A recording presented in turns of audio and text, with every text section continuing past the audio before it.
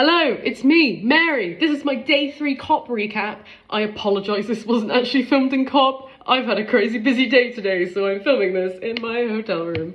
Lovely. Anyway, okay, to start. At the top of the day, I somehow managed to weasel my way into one of the leaders' events. Crazy. The leaders' events are the big ones where all the world leaders go, and technically only certain people are allowed to, observe. I managed to get a ticket. Crazy. The event was called Youth and Education, the Latent Force of Climate Action. I personally wouldn't describe young people as latent, especially when it comes to climate action, but each to their own. It was a kind of weird event to start. They didn't have any young people on the stage for a very long time, which was a bit of a choice when you're talking about youth and education.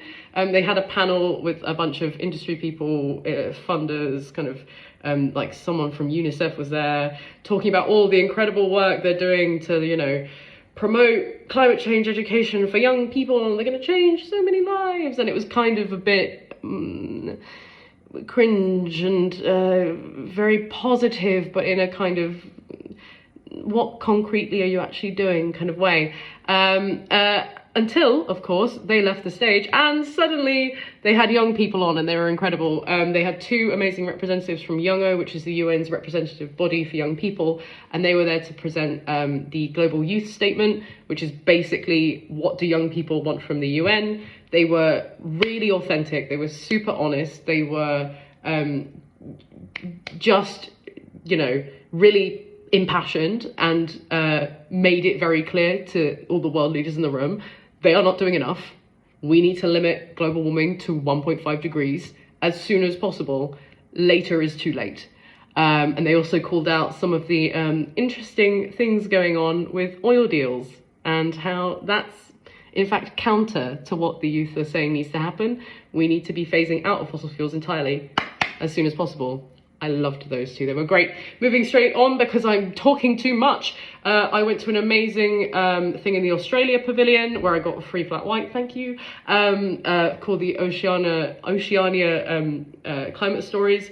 Basically a project done by a network of young people through Australia and Oceania to promote young artists, young writers, young people talking about climate change in lots of different ways.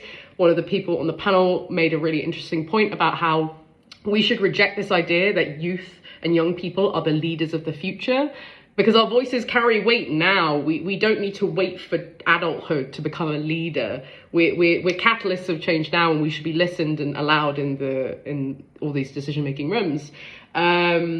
Next on, I went to a really interesting talk by a guy from MIT, talking about how universities are like a catalyst for entrepreneurship and creating new climate technologies, and how we can work interdisciplinarily to make this stuff happen, how AI can allow that to happen. Unfortunately, because I was at that talk, I missed Hillary Clinton giving a talk.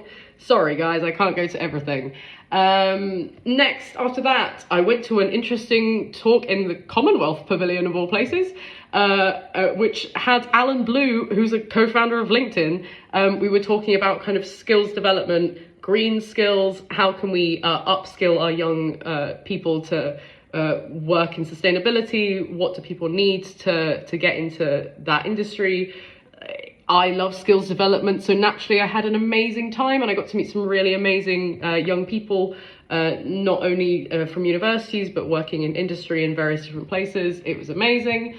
Then I went to the UK Pavilion and got jump scared by the current Secretary of State for Energy Security and Net Zero. She appeared out of nowhere. Nobody said she was going to be there. She talked a lot about the government's putting so much money into forestry regeneration and, to indigenous peoples, and it's great, and Rishi Sunak promised lots of millions. And then immediately afterwards, she was followed by a leader from a big network of indigenous communities in Ecuador, who was like, yeah, you say you're putting all these millions into regenerative forestry and, to give back to the indigenous peoples whose land you're farming on, but we haven't seen any of that. When you go to the front lines, we haven't seen any of that. We've set up our own fund to help our people, and that's doing more than yours is. Unfortunately, the Secretary of State for Energy had left at that point because she didn't bother staying for his response. Interesting. And to cap off the day, I had an amazing talk in the UK Pavilion about kind of the circular bioeconomy and how we should be moving and changing our economic kind of system to be a circle, a bioeconomy. It was great. Some boring people were talking at that, but some really interesting people. Hindu Umaru Ibrahim, the president of the Association for Indigenous Women and Peoples of Chad, is the most incredible woman. She was no nonsense. She cut straight through some of the boring blah, blah, blah that like one of the bankers who was on the panel was talking about. She had some incredible points about the fact that Indigenous communities are inherently circular economies. Like, Indigenous communities do not treat nature as a commodity. They don't treat nature thinking only about revenue. So we should be looking at and learning from these communities and not intervening by like, oh, this company is going into this country and has set up all this stuff, so we're going to upskill the local communities so they can work with us. No, we should be allowing the local and Indigenous communities to decide and choose what projects they want their communities to have and work in, because they have lived on this land much longer than anyone who's coming into, interlope, and they know and understand what their community needs, and we should just be listening to Indigenous communities. It was a crazy busy day. This was a crazy long update. I'm so sorry. Day 4 tomorrow.